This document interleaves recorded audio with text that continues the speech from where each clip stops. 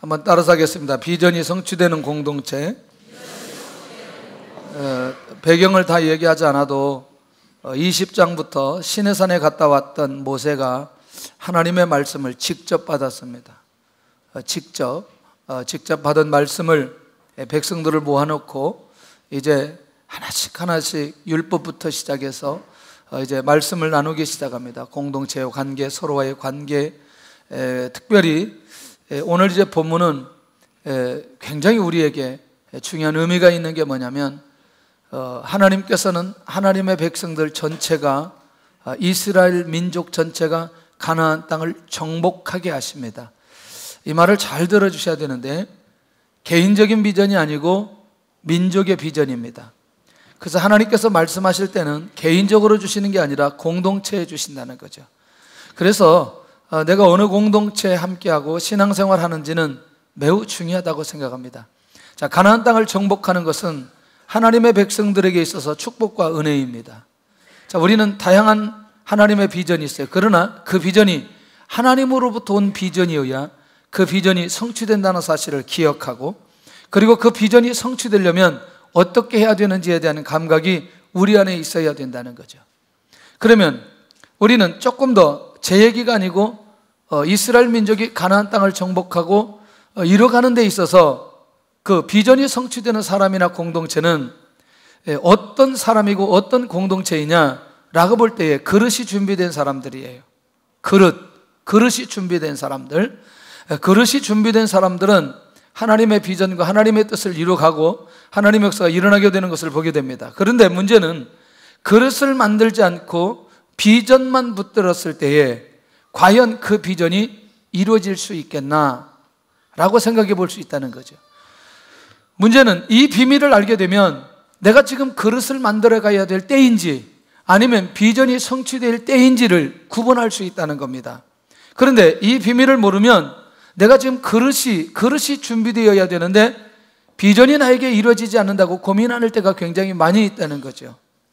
어쩌면 80년을 기다렸던 우리 모세를 살펴보면 사실은 그렇게 하나님의 비전이 모세 안에 있었지만 결국에는 이스라엘 민족 훈련하는 데 40년 쓰임 받고 결국 여호수아가 하나님의 비전을 이루어가고 모세는 하나님의 부르심을 받게 되는 걸 보게 된다는 거죠. 그나마 40년 동안이라도 모세가 하나님의 인도를 받아서 이스라엘 민족을 광야 40년 인도하는 것만 해도 모세의 인생은 정말 가치 있는 인생이었다 말할 수 있다는 거죠. 그러니 비전을 붙들도록 결국 그릇을 만들도록 할 그때에 내가 어떤 말씀을 붙들고 어떻게 인도받아가야 되는지 한 감각이 우리 안에 있어야 된다는 거죠. 지극히 관계적인 것들입니다. 이거는 하나님의 관계 속에서 주어지는 것들이 아니고 사람과 사람과의 관계 속에서 결국 그릇이 만들어진다는 사실을 기억해야 된다는 거죠. 이거는 하나님 앞에 예배를 잘 드려라, 그 나중에 성막 제도하는 말씀을 통해서 성막에 대한 원리를 따로 얘기하십니다. 그런데 지금은 뭐냐면 하나님 앞에서 하나님의 백성들이 하나님의 백성들 관계 속에서 어떻게 처리해야 되는지에 대한 이런 감각들에 대한 말씀이라는 거죠. 첫째는 거짓된 풍설을 퍼뜨리지 않아야 된다. 퍼뜨리지 말아라. 우리말로 말하면 거짓된 소문 퍼뜨리지 말아라, 이 얘기죠. 1절 한번 보겠습니다.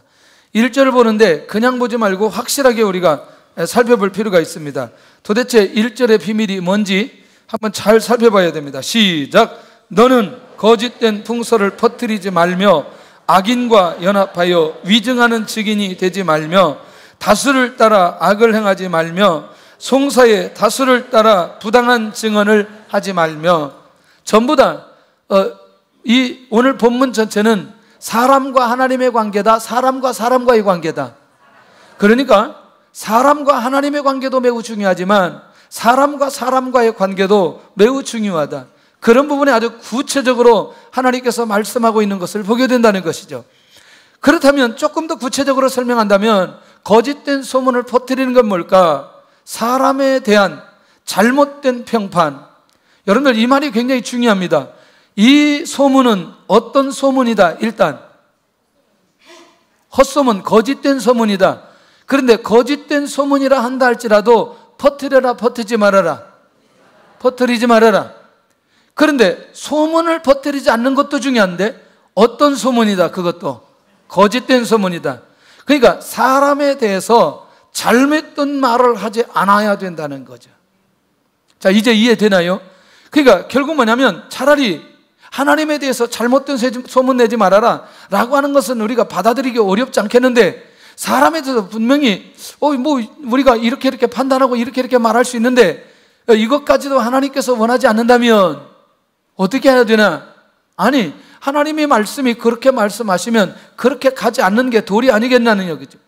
그러니까 결국 거짓된 소문은 상대방의 명예를 매우 실추시키고 떨어뜨리게 만든다는 거죠. 사람을 제대로, 그 사람을 사람으로 보지 못하게 만드는 비밀이 그 안에 있다는 거죠.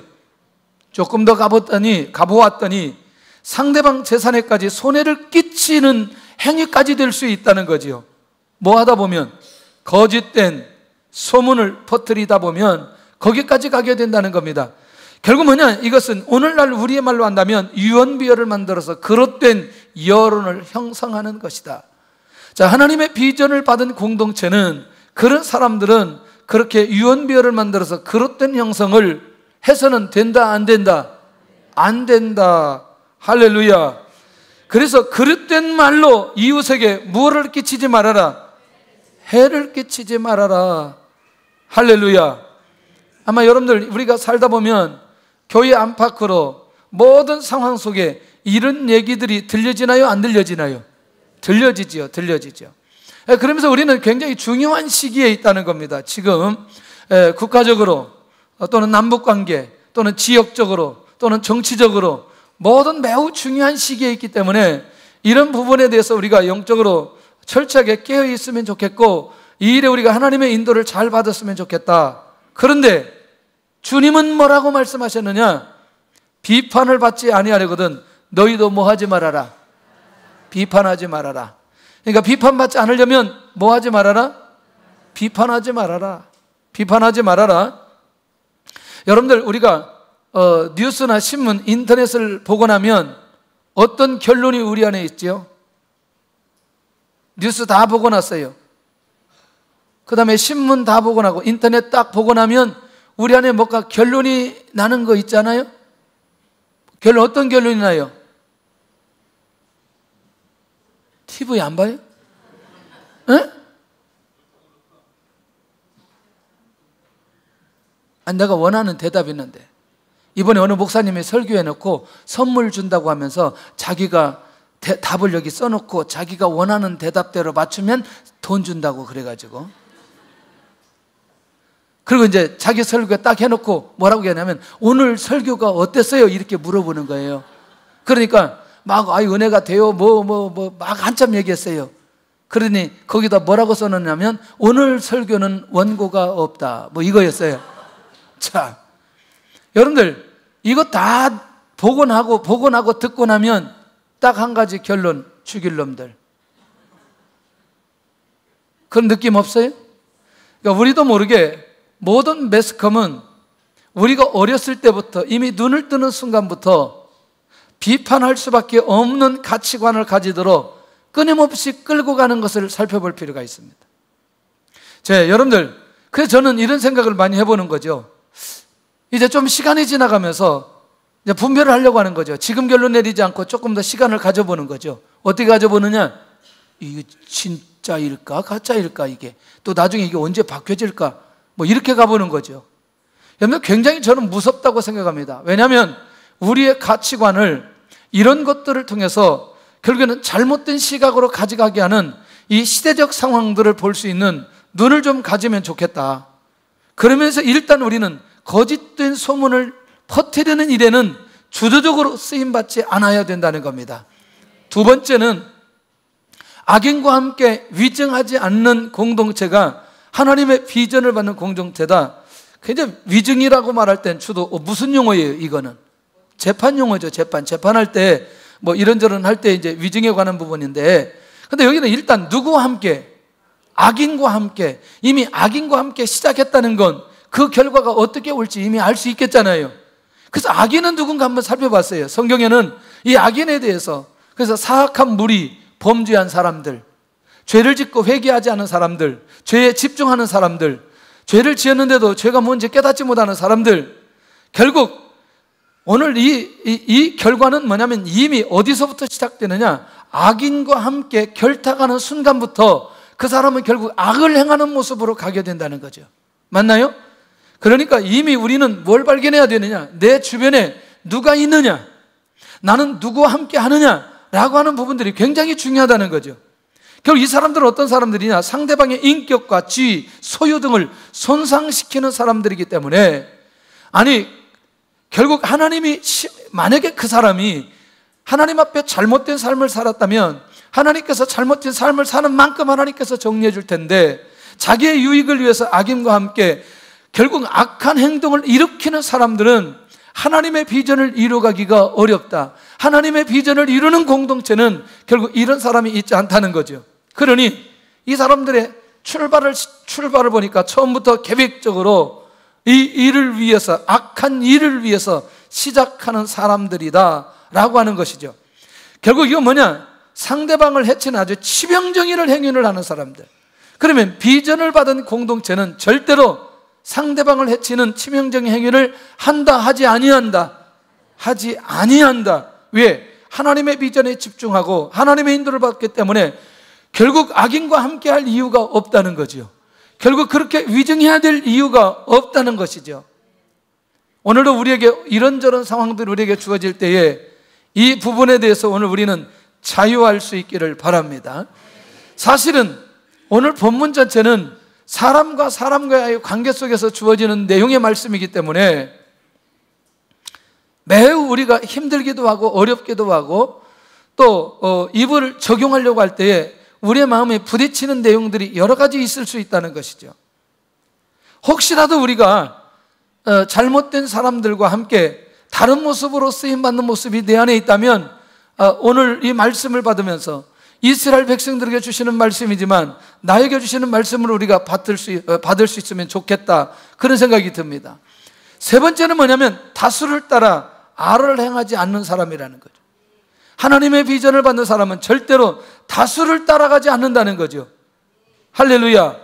결국 이거 왜 그러느냐 살펴봤더니 분별력이 없을 때, 어떤 상황에 대한 기준점이 없을 때에, 조금 더 가면 하나님의 말씀이 그 안에 있지 않을 때에는 다수를 따라갈 수 있는 가능성이 매우 많이 있다. 대표적인 사람들을 볼까요? 첫 번째는 여러분 민수기 14장에 가서 보면 10명이 악평을 할 때에 악평하는 그 얘기를 듣고 사람들이 돌을 들어서 모세를 치려고 합니다. 그런데 이때 소수가 누구였냐면 여호수아와 갈렙이었습니다. 이들은 분명하게 알았어요. 이 가나안 땅은 하나님께서 우리에게 주신 땅이니 이 땅은 반드시 정복될 것이라는 믿음이 그들 안에 있었어요. 여러분 이스라엘 민족 전체와 소수 2명과 여러분들 이 상황을 볼 때에 누구의 생각이, 누구의 말이 옳다고 말할 수 있어요?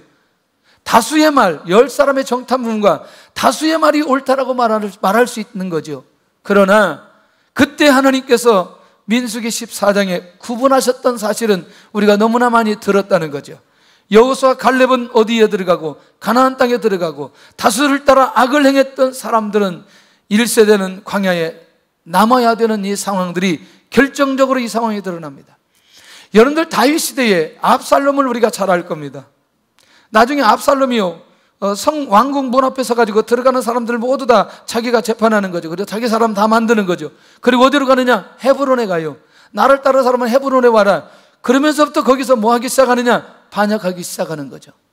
나중에 압살롬이 죽고 난 이후에 압살롬을 따랐던 사람들 결과는 어떻게 되는지 우리 너무너무 잘 알고 수 있다는 거죠.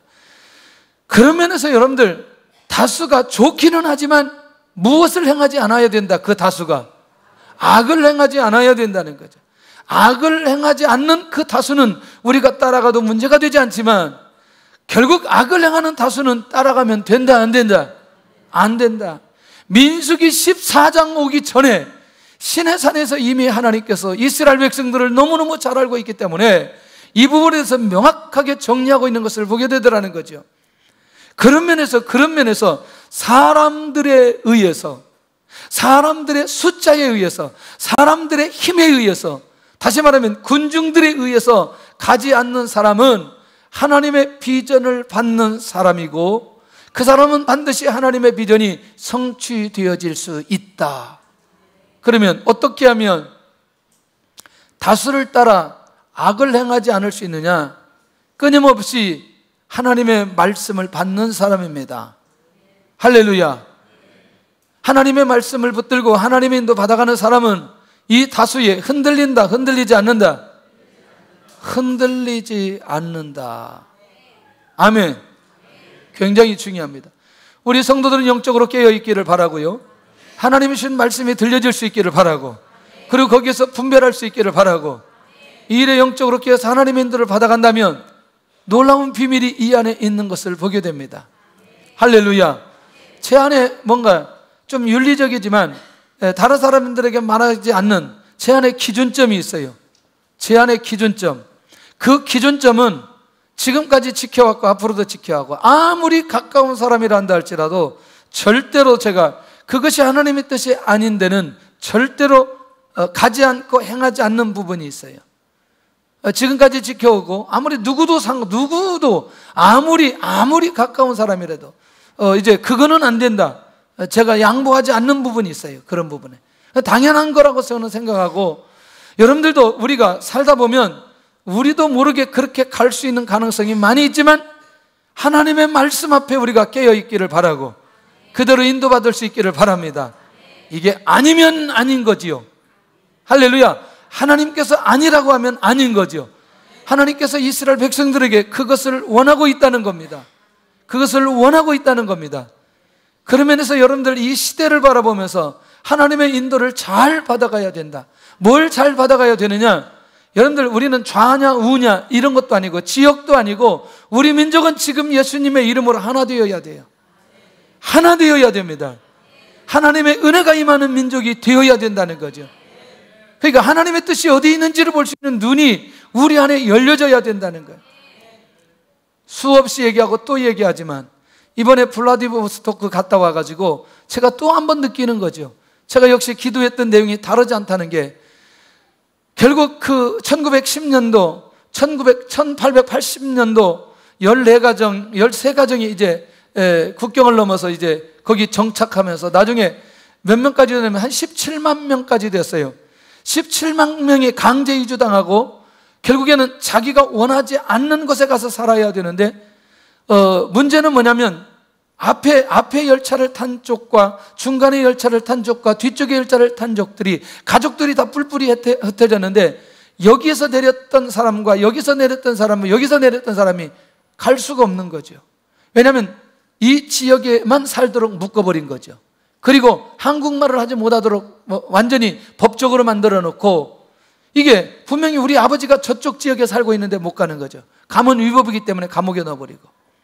이게 전부 다 무엇 때문이냐? 나라가 힘이 없어서, 나라가 없기 때문에 결국 말을 할 수 없는 거죠. 와. 근데요, 표현이 기가 막힌 표현하는 거 아세요? 강제로 이주시켰다고 표현을 쓰지를 않는다는 거예요. 지금도 정치적인 용어이기 때문에. 이건 뭐냐면 결국 우리나라가 뭐가 없기 때문에? 힘이 없었기 때문에. 그런데 지금도 우리나라가 이렇게 저렇게 나누어져서 또다시 분리가 되어진다면 결국 우리나라는 이 결정적인 시기에 하나님께서 뭔가 하나로 만들어주려고 하는데 이 기회를 놓치면 안 된다는 거예요. 그래서 우리 민족은 하나님의 은혜 가운데 하나 되어야 된다는 거죠. 그러니까 누가 하나 되도록 하자라고 하면 하나 되도록 쪽에 가야 되는 거죠. 나누어야 된다 그러면 그건 아니라는 거죠. 지금은 오늘로 이 부분에 영적으로 눈이 열려졌으면 좋겠다, 그런 생각이 들어요. 그래서 우리는 이 시대에도 꼭 필요한 자들이 리더가 세워지도록 기도하면서 우리도 반드시 투표를 해야 돼요. 반드시 투표를 해야 돼요. 기도 열심히 하고 투표를 해야 돼요. 우리는 더 기도를 많이 해야 돼요. 그리고 쳐다보세요. 저는 엊그제 가가지고 벽보를 다 쳐다봤어요. 다 쳐다봤어요. 왜? 꼭 하나님께서 세우는 사람이 세워져야 되기 때문에. 누구를 뽑아야 될까? 하나님이 이 시대에 하나로 만들어가는 하나님의 계획이 무엇이나요? 그러면서 여러분들 눈이 열려질 수 있기를 바랍니다. 이렇게 말하면 사람들은 궁금해요. 목사님은 어느 편이에요? 그런 거 묻지 마세요. 그런 거 묻지 마세요. 정말 저는 이런 얘기 하고 싶어요. 제가 지금까지 대통령들이 되면 정말 제가 눈이 신학을 하는 순간부터 지금까지 대통령들을 놓고 끊임없이 기도했어요. 제일 힘들 때 제일 내가 기도하기 힘든 사람이 미스터 전이었어요. 이분을 놓고 기도한다는 게 얼마나 쉽지 않은지. 여러분들 그때 장 받을 때 제가 신학생이 아니었으면 저도 삼천교육 때 갈 뻔했어요. 검문하다 걸려가지고. 왜냐하면 이게 얼굴이 험상궂게 생겼죠. 머리는 장발했죠. 이게 딱 보는 게 나보고 어디 다녀? 나 신학한다 그랬더니 그냥 가라고 그러더라고요. 그때 나 붙들렸으면 삼천교육 때 갈 뻔했어요. 모습이 그러잖아요. 지금도 뭐 별반 다르진 않는데. 그런데 내가 그 지도자를 놓고 기도한다는 건 쉬운 문제가 아니었어요. 여러분들 수없는 시간 속에 그것을 놓고 기도하는 건 하나님이 주시는 마음이 아니면 기도할 수가 없다는 거죠. 지금도 저는 또 기도하지요. 왜냐하면 지도자가 바로 서야 되기 때문에. 원리를 놓치지 않기를 바랍니다. 여러분들, 우리 민족이 하나 되어야 돼요. 이 일에 우리가 깨어있기를 바랍니다. 누가 나누려고 하면 확실하게 얘기하세요. 하나 되게 만들었어요. 우리 민족이 하나 되도록 그렇게 역할하시기를 바랍니다. 그렇게 말할 수 있어야 된다는 거죠. 그 만나는 사람한테 제가 얘기했어요. 네거티브 안 하면 그 사람 하나님이 쓰시니까 그렇게 하라. 계속해서 그 얘기하고 있어요.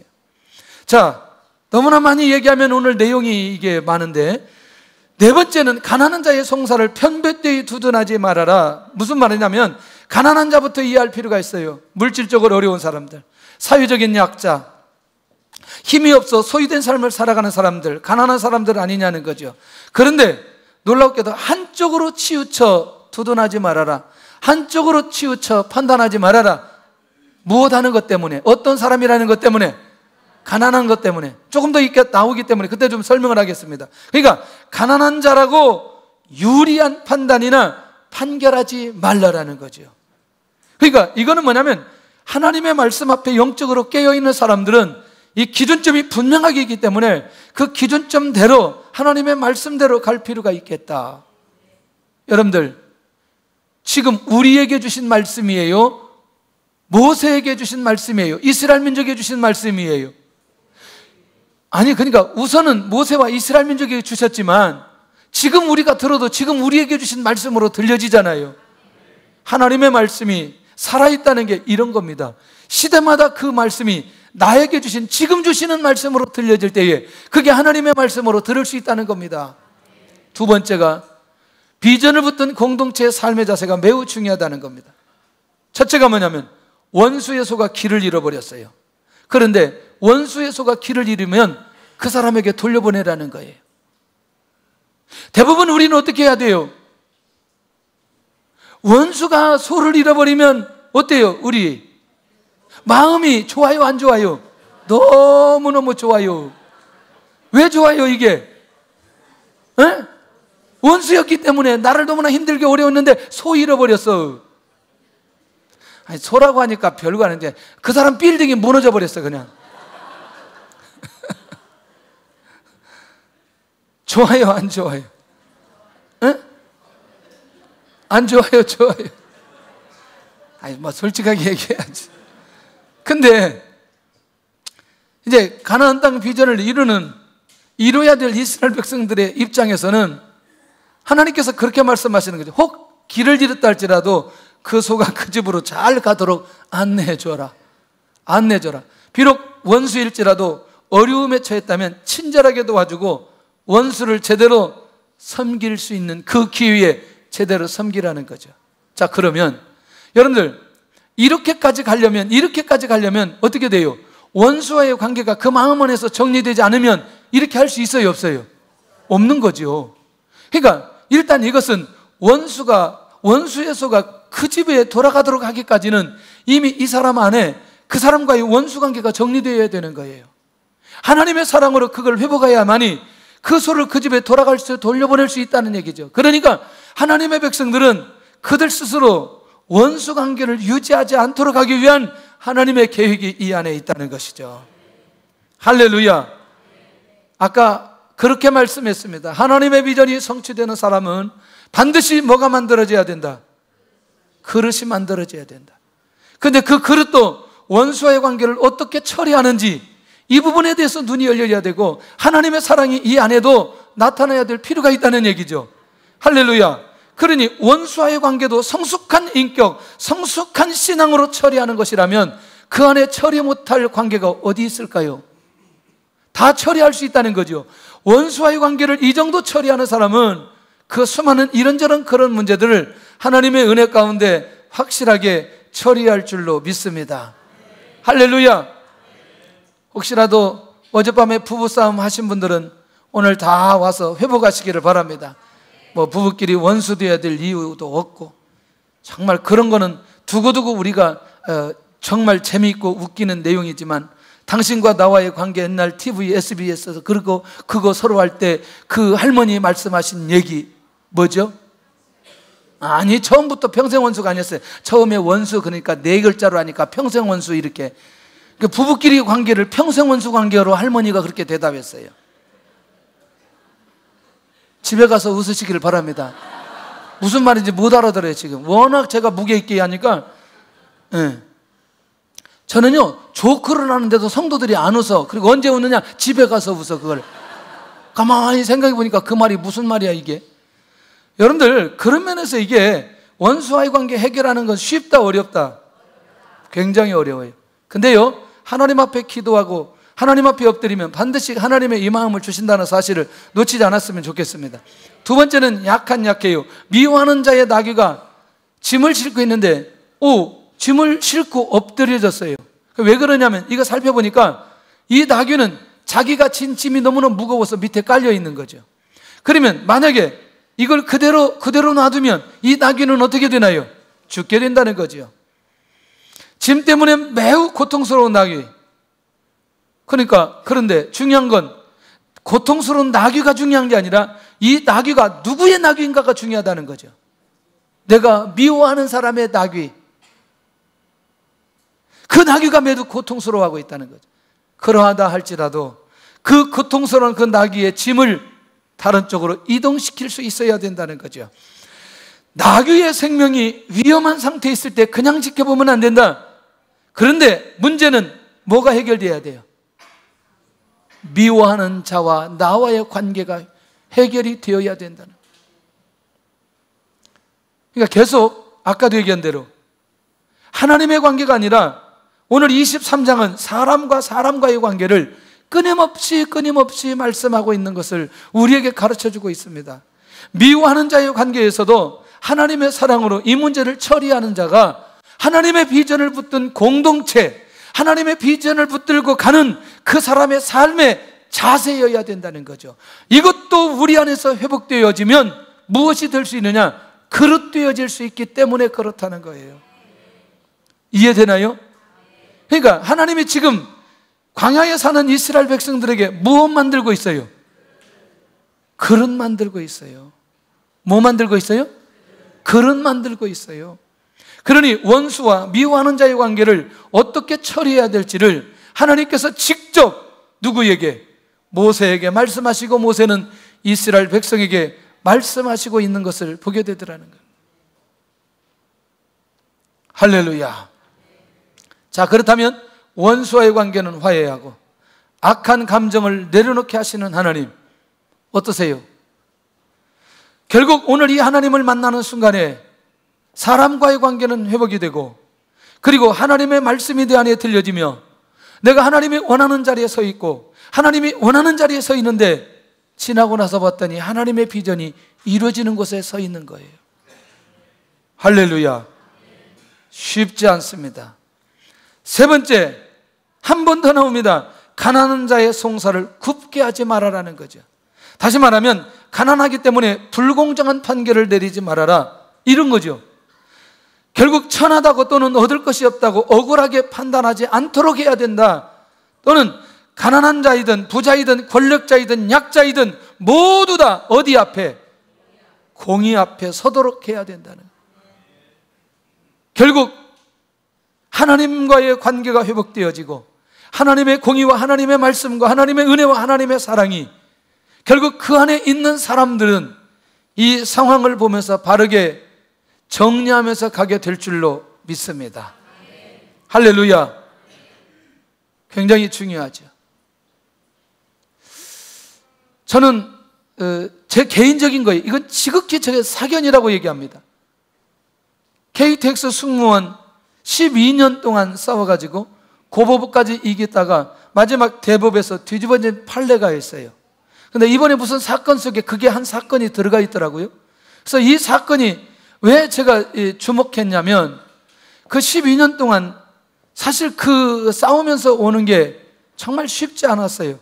저는 그냥이라도 그냥 이 사람들 손을 들어주고 싶은 생각이 들더라고요. 근데 내용을 들어보니까 이 사람들이 그렇게 크게 문제가 되는 것은 아니었던 것이라고 제 스스로 판단해 보는 거죠. 근데 나중에 어디에서 바뀌어버려졌느냐, 이게 대법에서 바뀌어져 가지고 1억 2천씩을 다 받았는데 나중에 이게 뒤집어지면서 다시 돈을 내놓아야 되는 거죠. 그래가지고 사람 죽은 거 아세요? 이제 요즘 나오더라고요, 그게.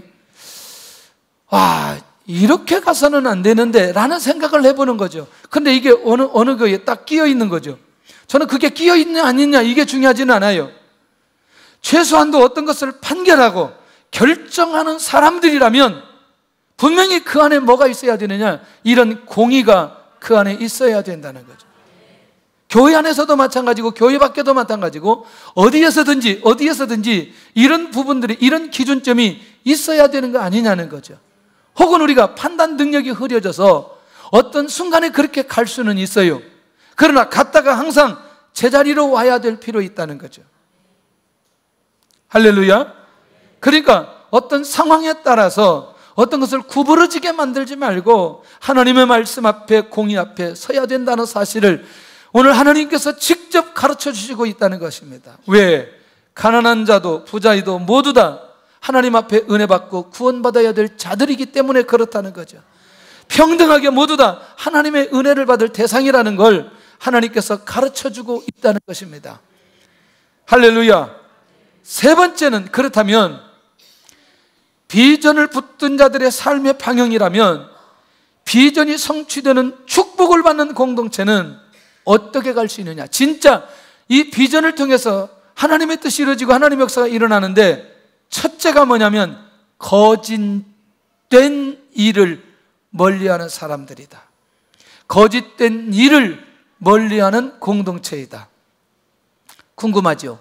거짓된 일이 뭘까? 그러면 거짓된 일이 뭘까? 살펴봤더니 남을 속이면서 자기의 이익을 챙기는 거예요. 이게 거짓된 일이에요. 남을 뭐 하면서? 속이면서. 와, 놀랍잖아요? 거짓말로 사람들을 현혹시키는 거. 야, 거짓말로 사람을 현혹시키는. 우리 교회는 비교적 투명하기 때문에 거짓말이 잘 안 통하죠. 할렐루야. 자, 거짓된 일. 야, 정말 여러분들 사기치는 사람들 보면은요, 지금 자기가 돈을 줘가지고 사기를 당했는데 저 사람이 또 어려운 얘기를 하면 또 돈을 또 주고 싶어. 놀라워요. 그러니까 그 말이라도 사실인 것처럼 믿고 싶어. 와, 놀라운 거예요. 여러분들 아무리 우리가 힘들어도 사람들을 속이면서 자기의 이익을 챙기지 않기를 바랍니다. 아멘.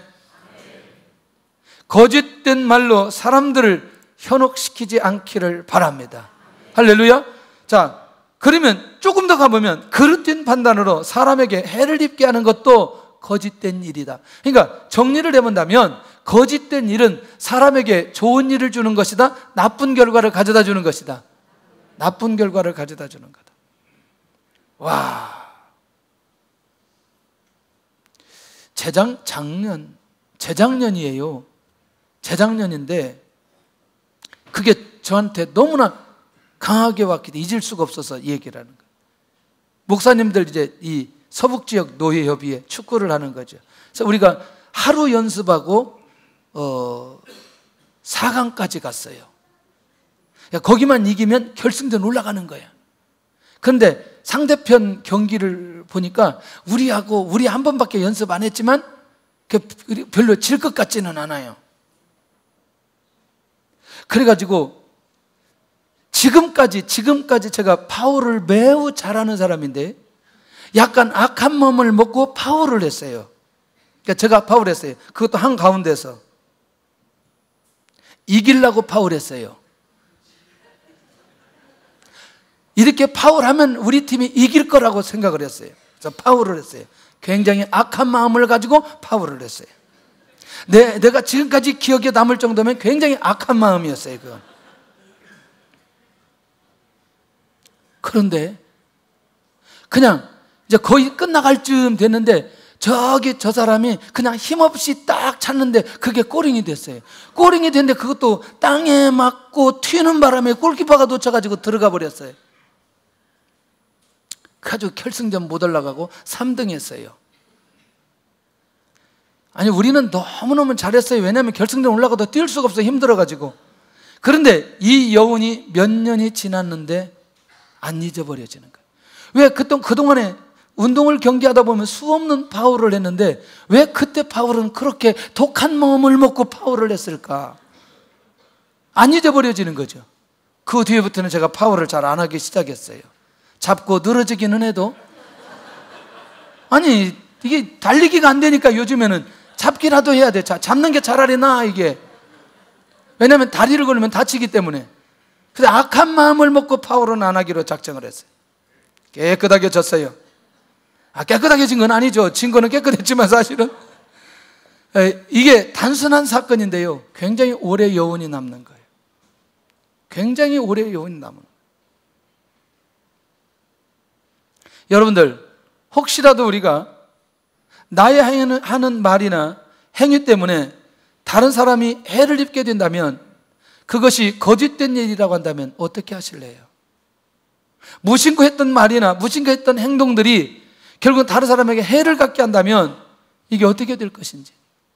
오늘 우리는 하나님의 비전이 성취되는 축복을 받는 그런 그릇이 된다면 이것으로부터 우리가 자유할 수 있기를 바라고, 거짓된 일에서 빠져나와야 될 필요가 있다는 것입니다. 할렐루야. 난 정말 이 얘기 꼭 하고 싶어요. 왜 음식이 장사하는 사람들 생산지 속이는지, 재료 속이는지 정말 좀 안 속였으면 좋겠어. 안 속였으면 좋겠어. 그 다음에 옷 파는 거, 이거 왜 속이는지 제발 좀 안 속였으면 좋겠어요. 전부 다 뭐 때문이에요? 뭐 때문에? 이게 피해는 누가 봐요? 피해. 사는 사람들이 다 피해 보잖아요. 근데 어느 집에 가서 음식 먹었는데 속이 막 이상한 게 어렵고 막 그런 데 있어요, 없어요? 이때니까. 이게 나중에 알고 봤더니 이게 음식에 문제가 있는 경우들도 많고, 이게 진한 것 막 주기도 하고 막. 이런 얘기 안 하려고 했는데. 오래전 얘기예요. 상당히 오래전 얘기. 나는 그것도 들은 얘기예요. 중국에서 검정콩을 팔았는데, 검정콩이 80억을 팔았는데 이 검정콩이요, 진흙에다가 천만 찍은 거 아세요? 얼마나 많은 내용이겠어요? 와, 놀라워요. 우리는 안 그렇다고 생각하지 마세요. 여러분, 남대문 시장, 동대문 시장 한번 가보세요. 이 가방이나 이런 것들. 그러니까 이게 우리가 구조적으로 그리스도인들이 이 부분에 대해서 일반적인 시각 속에 있으면 안 된다는 거죠. 조금 더 우리는 높아져야 된다는 거죠. 그런 부분에. 할렐루야. 혹시라도 그런 부분들이 우리 안에 있다면 오늘 정리하고 새롭게 시작할 수 있기를 바랍니다. 할렐루야. 이건 악한 자들과 함께 하면서 일을 꾸미는 것, 그것도 거짓된 일이다. 그래서 자기 주변에 누가 있는지를 점검해 볼 필요가 있습니다. 그런 면에서 이것을 극복하려면 가장 먼저는 악한 자와 악한 일을 멀리해야 된다는 거죠. 자, 두 번째는 뇌물을 받지 않는 거라는 거죠. 뇌물을 받지. 세상에 광야에 있는 이스라엘 백성들에게 하나님께서 뇌물 얘기를 하고 있어요. 놀랍지 않아요? 뇌물은 사람의 눈을 뭐하게 만든다? 흐리게 만든다. 뇌물은 명철을 망하게 하면서 넘어지게 한다. 그런데 지금 굉장히 우리나라가 그래도 건강해지고 있다고 생각을 하는 거죠. 그러나 아직도 이런 부분에 알 수 없는 이런저런 상황들이 끊임없이 일어나는 거 아세요? 자, 조금 더 가보면 뇌물은 받는 자의 눈을 어떻게 만든다? 어둡게 만든다. 한마디로 정리한다면 하나님이 하시는 일을 누가 막느냐? 사람이 막아버리는 거죠.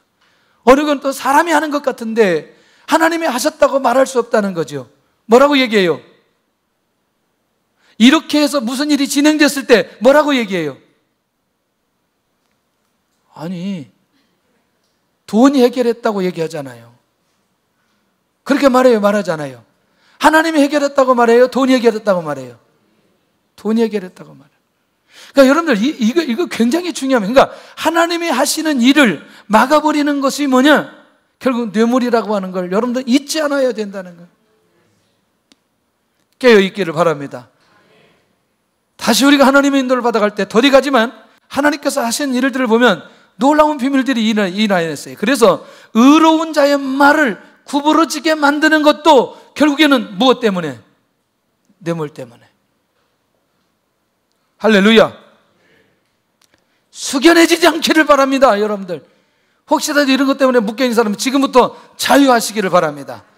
지금까지는 그랬지만 하나님, 이제 난 절대로 이제 뇌물 주지 않고 뇌물 받지도 않고 내가 그렇게 믿음의 삶을 살아가기를 원합니다. 아멘. 왜 이렇게 적어요? 할렐루야. 그렇게 살아가기를 바랍니다.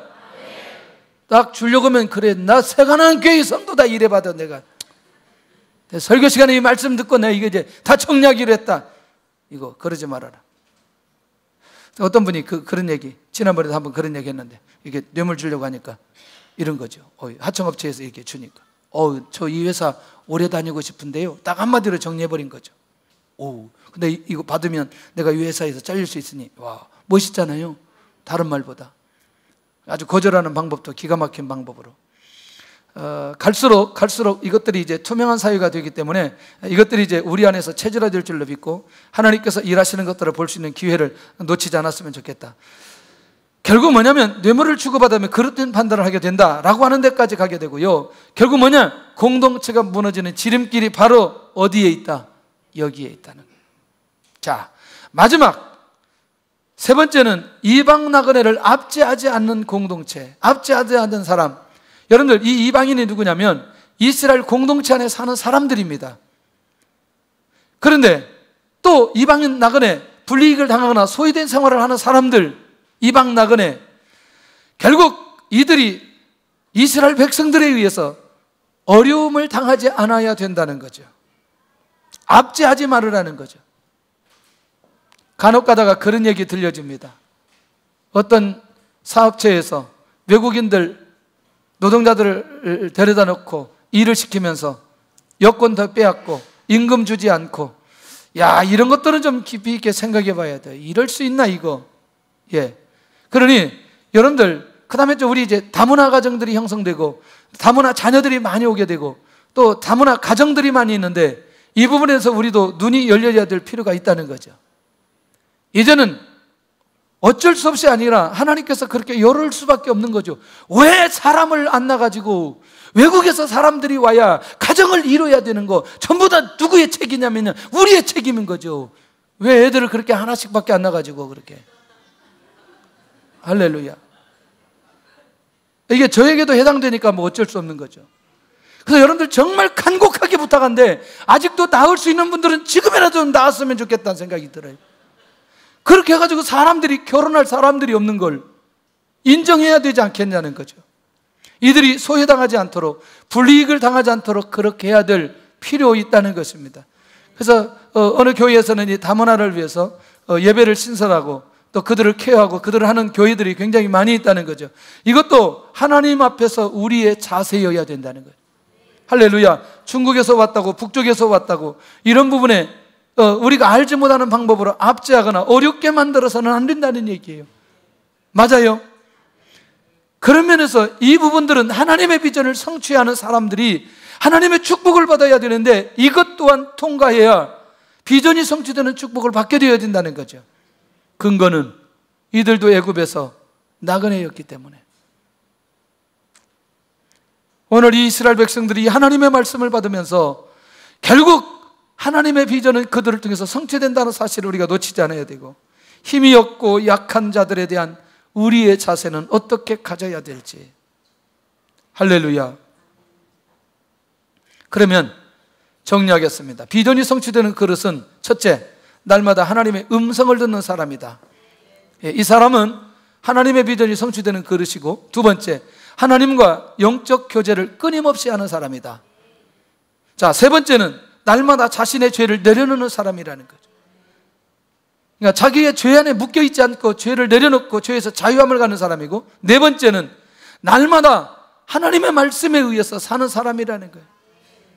멋있잖아요.